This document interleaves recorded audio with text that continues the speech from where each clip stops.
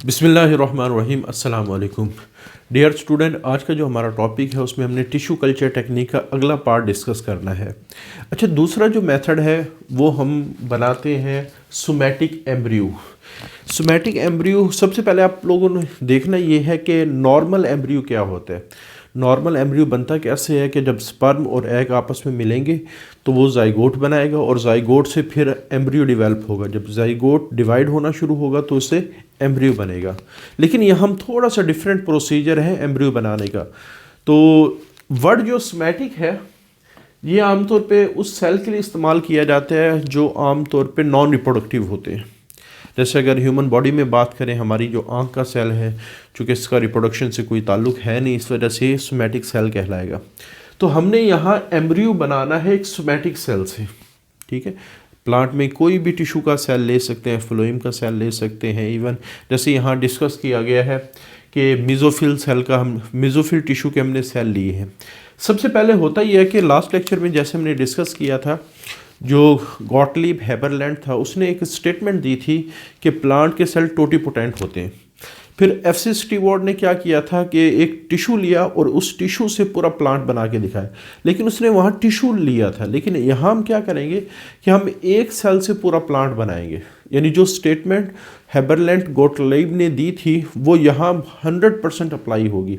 सबसे पहले यहीं से बात स्टार्ट करते हैं। Because plant cell are totipotent, it should be possible, ये इस वजह से मुमकिन है to grow from a single plant cell, कि हमने सिंगल प्लांट सेल को ग्रो करना है और पूरा प्लांट बनाना है, और ये भी हासिल हो चुका है। ये नहीं कि ये सिर्फ फर्जी बात है, ये एक्सपेरिमेंटली हम बहुत सारे प्लांट को बनाने के लिए इस्तेमाल कर चुके हैं। अच्छा, प्रोसीजर क्या है? सबसे पहले हमने एक लीफ में से मेसोफिल टिश्यू लेने हैं, और बल्कि मेसोफिल टिश्यू का एक छोटा सा पीस लेना है। और आपको पता है कि जब हम टिश्यू की बात करते हैं तो टिश्यू में काफ़ी सारे सेल होते हैं, और अगर प्लांट सेल की हम बात करेंगे तो सारे के सारे प्लांट सेल आपस में सेल वॉल के ज़रिए से कनेक्टेड होते हैं जो इनके दरमियान होती है। ये सेल वॉल है जो इनके दरमियान है, और ये सारे सेल को आपस में जोड़ रखा है। सबसे पहले हम क्या करते हैं, सेल को हमने सेपरेट करना है। तो अगर हम इनके सेल वॉल को डाइजेस्ट कर दें तो ये सेल खुद ब खुद क्या हो जाएंगे, सेपरेट हो जाएंगे। तो आपको पता है कि सेल वॉल में चूँकि सेलुलोज बहुत ज़्यादा होता है, तो सेलुलेज एंजाइम को अगर इस टिश्यू पे अप्लाई किया जाए तो वो क्या करेगा, वो इस सारी की सारी सेल वॉल को डाइजेस्ट कर देगा। अच्छा, अब ये जो प्लांट सेल जिसकी सेल वॉल नहीं रही, इनको प्रोटोप्लास्ट कहा जाता है। इनको हम क्या कहेंगे, प्रोटोप्लास्ट। तो हमने क्या किया कि ये जो मेसोफिल टिश्यू का छोटा सा पीस लिया था, इस पर हमने एंजाइम को अप्लाई किया ताकि वो उसकी सेल वॉल को डाइजेस्ट कर सके। अब जो नेकेड सेल हैं विदाउट सेल वॉल, ये प्रोटोप्लास्ट कहलाते। फिर हम क्या करेंगे, इन सेल को ग्रोथ मीडियम में, जिसमें सारे ग्रोथ हार्मोन्स होंगे, विटामिन्स होंगे, मिनरल्स होंगे, ये सारी चीज़ें जो हम लास्ट लेक्चर में भी डिस्कस कर चुके हैं, वहाँ ये ऐड करेंगे। अच्छा, होगा क्या, अब ये जो सेल अलहदा हुआ है, मैं अब एक सेल की बात करता हूँ कि ये सेल हमने ले लिया यहाँ। सबसे पहला काम तो ये अपनी सेल वॉल को दोबारा रीजनरेट करेगा, और फिर बाद में चूँकि ग्रोथ मीडियम में है, ये फिर डिवाइड होना शुरू हो जाएगा, और डिवाइड होके ग्रुप ऑफ सेल बनाएगा, ग्रुप ऑफ सेल बना देगा। हम अब एक सेल से हमने ये ग्रुप ऑफ सेल बनाया है, बाद में इसी ग्रुप ऑफ सेल को इस्तेमाल करके हम पूरा प्लांट बनाएंगे। तो ये जो ग्रुप ऑफ सेल बना है, इसके लिए हम वर्ड इस्तेमाल करते हैं सोमैटिक एम्ब्रियो, क्योंकि जिस तरह एम्ब्रियो से प्लांट बनता है और एम्ब्रियो मल्टी सेलुलर होता है, जाइगोट डिवाइड होकर एम्ब्रियो में कन्वर्ट होता है, तो इसी तरह आप ये समझ लें कि ये जो सेल है इसका behaviour just like a zygote था, उसने डिवाइड होकर ये एम्ब्रियो बनाया। अब ये चूँकि सेल किसी स्पर्म और एग से फर्टिलाइज होकर नहीं बना था, बल्कि एक बॉडी का नॉर्मल सेल है, तो नॉर्मल सेल के लिए मैंने बताया कि वर्ड सोमैटिक का इस्तेमाल किया। तो हमने एक सोमैटिक सेल से एम्ब्रियो बनाया, तो इस एम्ब्रियो का नाम क्या रख दिया गया, सोमैटिक। सोमा का लफ्ज़ी मतलब बॉडी होता है, कि बॉडी का कोई भी नॉर्मल सेल है वो सोमैटिक सेल कहलाता है। तो ये जो हमने जब इन सेल को ग्रोथ मीडियम में ट्रांसफ़र किया, तो सबसे पहले जो प्रोटोप्लास्ट होते हैं यानी सेल विदाउट सेल वॉल, उन्होंने सेल वॉल को रीजनरेट किया और डिवाइड होना शुरू हो गए। ये जो सेल का गुच्छा है, इन्होंने सोमैटिक एम्ब्रियो बनाया है। फिर ये जो सोमैटिक एम्ब्रियो, चूँकि एम्ब्रियो है, इससे पूरा प्लांट बना लिया जाता है। तो mature plant develop from the somatic embryo. अच्छा, अगर आपको याद हो, सीड की कंपोजिशन में ये होता है कि अंदर एम्ब्रियो होता है, एम्ब्रियो, और बाहर इसके सीड कोट होते हैं। और आपको पता है कि सीड के अंदर डोरमेंसी करने की सलाहियत है और सीड की शक्ल में प्लांट को हज़ारों किलोमीटर ट्रांसफ़र करवा सकते हैं। यानी ये सीड को आप दुनिया के कहीं किसी भी हिस्से में आप लेकर जा सकते हैं। तो साइंटिस्ट ने क्या किया, जब ये सोमैटिक एम्ब्रियो बन गए थे तो इनके ऊपर एक जेल की कवरिंग लपेट दी जिसका नाम था हाइड्रेटेड जेल। अब जब हाइड्रेटेड जेल की कवरिंग इनके ऊपर आ गई तो ये एक सीड की तरह का स्ट्रक्चर बन गया कि बाहर कोटिंग है जिसको आप जेल की कोटिंग कह लें और अंदर एम्ब्रियो है। जैसे एक आम सीड होता है ना कि अंदर एम्ब्रियो होता है और बाहर सीड कोट होता है, तो सेम यहाँ बन गया। इस वजह से इसके लिए हम कभी कभार इस कॉम्बिनेशन के लिए आर्टिफिशियल सीड का वर्ड भी इस्तेमाल करते हैं। और चूंकि अब ये एम्ब्रियो प्रोटेक्टेड है जेल के अंदर, इस वजह से इसको कहीं भी दुनिया में आप लेकर जा सकते हैं। जैसे बीज को लेकर जाना क्या होता है, प्लांट को लेकर जाना मुश्किल होता है।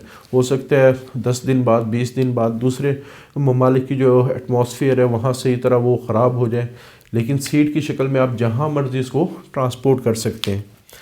अच्छा, ये जो सारा काम होता है ये जिस टैंक के अंदर या जिस मशीन के अंदर या जिस रिएक्टर के अंदर हो रहा है उसको हम कहते हैं बायो रिएक्टर। और बायो रिएक्टर की सलाहियत होती है कि वो अपने अंदर मिलियंस ऑफ सोमैटिक एम्ब्रियो बना सकता है, यानी मिलियंस ऑफ आर्टिफिशियल सीड किसी भी प्लांट के वो बना सकता है। तो it is possible to produce million of somatic embryo at once in large tank called bioreactors. तो बायो रिएक्टर की डेफिनेशन भी आ सकती है। और ये जो टेक्निक है ये काफ़ी सारे प्लांट के लिए अब इस्तेमाल भी होती है, ये नहीं कि सिर्फ किस्से कहानी है या फर्जी बातें हैं, नहीं। जैसे काफ़ी सारी वेजिटेबल, टोमेटोज़, सेलरी कहते हैं अजवाइन को, इसी तरह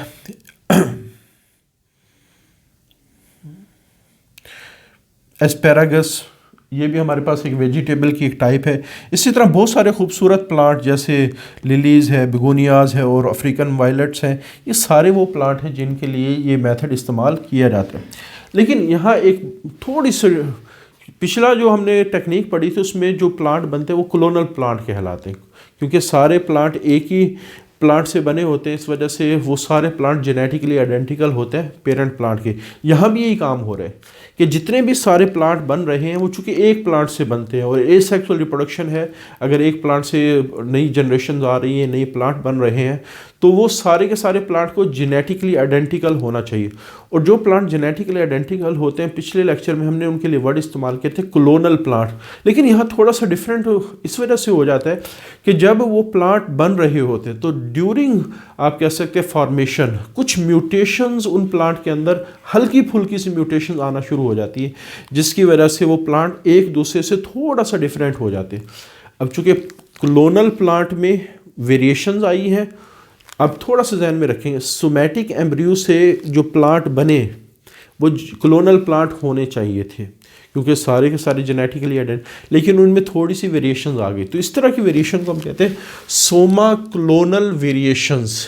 यानी जो क्लोनल प्लांट बने, क्योंकि एसेक्सुअल रिप्रोडक्शन हो रही है, एक टिश्यू से सारे प्लांट बन रहे हैं, एक प्लांट से सारे प्लांट बन रहे हैं, और यहाँ सोमैटिक एम्ब्रियो से प्लांट डिवेल्प, तो सोमैटिक एम्ब्रियो से डिवेल्प होने वाले क्लोनल प्लांट में जो वेरिएशन आई है ड्यूरिंग द फॉर्मेशन वो सोमा क्लोनल वेरिएशन कहलाएंगे। Plant generated from somatic embryo very, लेकिन ये वेरिएशन बहुत ज़्यादा नहीं होती, हल्की फुल्की वेरिएशन होती हैं because of mutation that arise during production process. तो ये म्यूटेशंस की वजह से होती हैं जो प्रोडक्शन प्रोसेस में कभी कभार आ जाती हैं। These variation are so called as Soma clonal variation. तो सोमा क्लोनल वेरिएशन की डेफिनेशन भी आ सकती है। अच्छा, उसके बाद दूसरी जो टेक्निक है आज के लेक्चर की, वैसे तो तीसरी टेक्निक बनेगी एंथर कल्चर टेक्निक। अच्छा, इस टेक्निक को समझने के लिए आपको सबसे पहले एंथर का पता होना चाहिए कि एंथर है क्या। हमारे पास जो फ्लावर होता है उसके दो पार्ट हैं, एक मेल रिप्रोडक्टिव पार्ट है, एक फीमेल। जो मेल रिप्रोडक्टिव पार्ट है उसको स्टेमन कहा जाता है और उसके दो पोर्शन होते हैं, एक डंडी सी होती है और एक एंड पे स्ट्रक्चर होते हैं जिसको एंथर कहा जाता है। इसको हम कहते हैं एंथर। और एंथर का काम है पोलन ग्रेन प्रोड्यूस करना। एंथर का काम क्या है?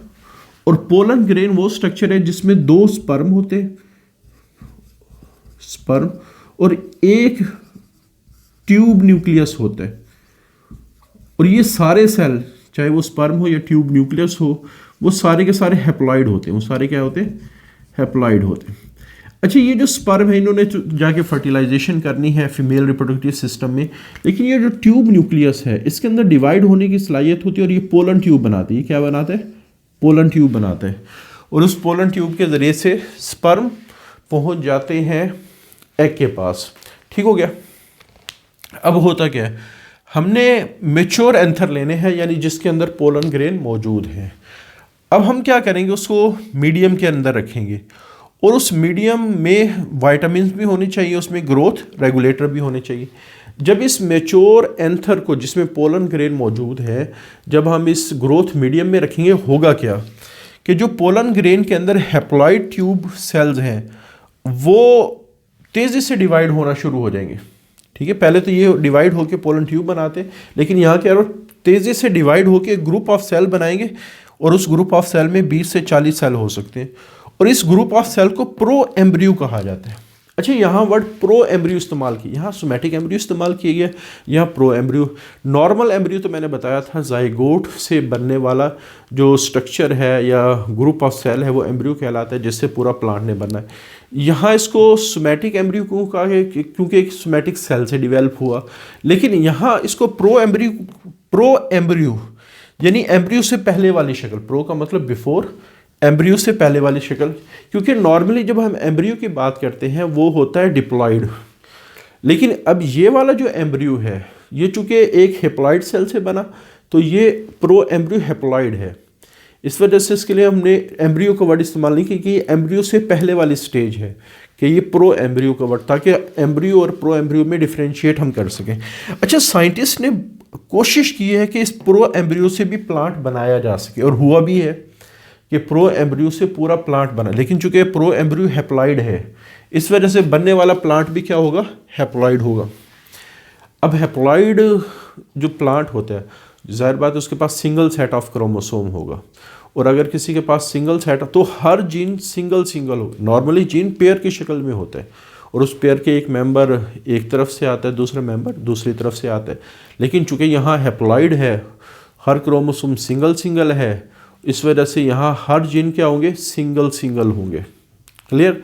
फिर जब प्लांट बन जाता है, साइंटिस्ट ने क्या किया, कुछ केमिकल ऐड किए।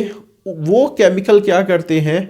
क्रोमोसोम की डबलिंग कर देते हैं। जैसे मैं कहता हूँ कि ये हमारे पास एक सेल है हैप्लॉइड प्लांट का, इसके पास एक ही क्रोमोसोम है और यहाँ 4 जीन, बल्कि 2 जीन है, ए और बी। अब इस वजह से इसको हैप्लॉइड प्लांट कहा गया क्योंकि इसके सारे सेल क्या है? हैप्लॉइड है। अब साइंटिस्ट ने ये जो केमिकल ऐड किए हैं वो इसकी कॉपी बना देंगे, ए और बी, क्योंकि कॉपी बनेगी तो ए के सामने आ बी, अगर ये कैपिटल है तो यहाँ कैपिटल आएगा, अगर यहाँ कैपिटल है तो यहाँ भी कैपिटल आएगा। हूबहू एक जैसे क्रोमोसोम बन जाएंगे। अच्छा, अब जब 2 क्रोमोसोम बन गए तो ये डिप्लॉइड बन गया, क्योंकि जिस ऑर्गेनिज्म में क्रोमोसोम पेयर की शक्ल में आ जाए तो वो क्या बन जाएंगे? डिप्लॉइड बन गया। तो अब क्या हुआ कि जो हमने हैप्लॉइड प्लांट बनाया था वो इन एडिशन ऑफ केमिकल्स की वजह से उनमें क्रोमोसोम डबलिंग हो गई और जो रिजल्टिंग प्लांट है वो डिप्लॉइड बन गया। लेकिन चूंकि ये वाला क्रोमोसोम इसी की कॉपी बनी है तो जो जीन इसके पास होंगे वही जीन इसके पास होंगे, यानी ये दोनों क्रोमोसोम एक दूसरे के लिहाज से 100% 100% एक जैसे जीन रखेंगे। और अगर जीन का पेयर एक जैसा हो, जैसे यहाँ कैपिटल ए कैपिटल, तो वो कौन सी कंडीशन बन जाएगी? होमोजाइगस। अब सारे जीन इस पर, सारे जीन इस पर, दोनों एक जैसे हैं, तो यहाँ सारे पाए जाने वाले जीन्स, या जिसको हमने एलील भी कहा था लास्ट चैप्टर में, तो वो सारे के सारे क्या बनेंगे? Homozygous to all allele.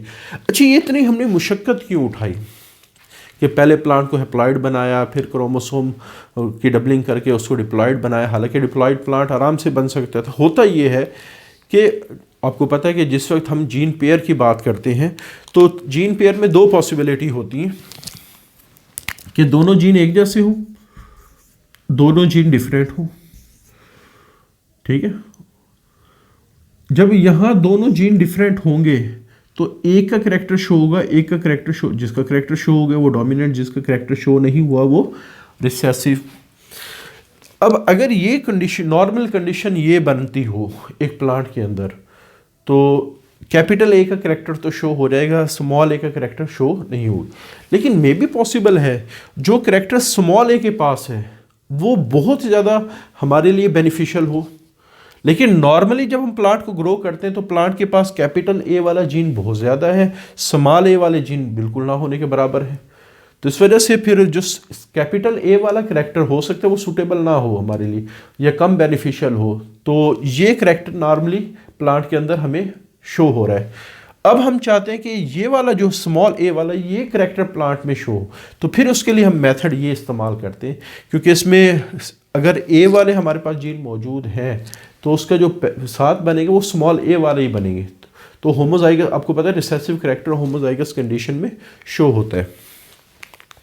तो एंथर कल्चर का जो डायरेक्ट बेनिफिट वो ये है कि हम इसमें रिसेसिव एलील को एक्सप्रेस करवाते हैं, और मे भी पॉसिबल है कि हमारे पास जो रिसेसिव एलील है वो एलील हो जो हमारा डिज़ायरेबल ट्रेट रखता हो। तो इस तरह टेक्निक के ज़रिए से, यानी हर टेक्निक के अपने बेनिफिट्स हैं, इस टेक्निक का जो सबसे बड़ा बेनिफिट ये है कि वो करेक्टर जो रिसेसिव एलील होने की वजह से नॉर्मली प्लांट एक्सप्रेस नहीं करता, वो इस टेक्निक के ज़रिए से एक्सप्रेस कर सकता है।